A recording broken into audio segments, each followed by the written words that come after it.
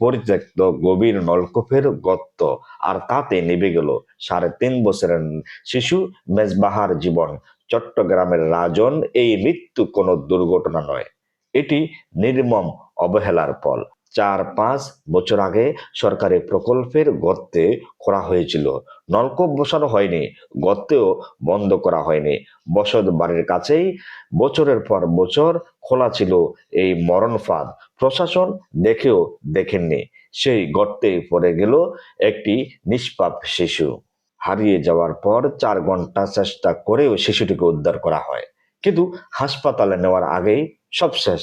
খেলতে খেলতেই মৃত্যুর মুখে পড়ে গেল মেজবাহ। এই সুখের দায় কে নিবে? সবচেয়ে ভয়ঙ্কর বিষয় হলো, এটি প্রথম ঘটনা নয়। 1.5 মাস আগেও রাজশাহীতে একইভাবে নলকূপের গর্তে পড়ে মারা যায় 2 বছরের সাজিদ। তবুও কোনো শিক্ষা নেয়নি কর্তৃপক্ষ। এখন আর দুঃখ প্রকাশ নয়, চাই জবাবদিহি। কে এই গর্ত খুঁড়েছিল, কেন বন্ধ করা হয়নি, তা খুঁজে বের করা, দোষীদের শাস্তি নিশ্চিত করতে হবে।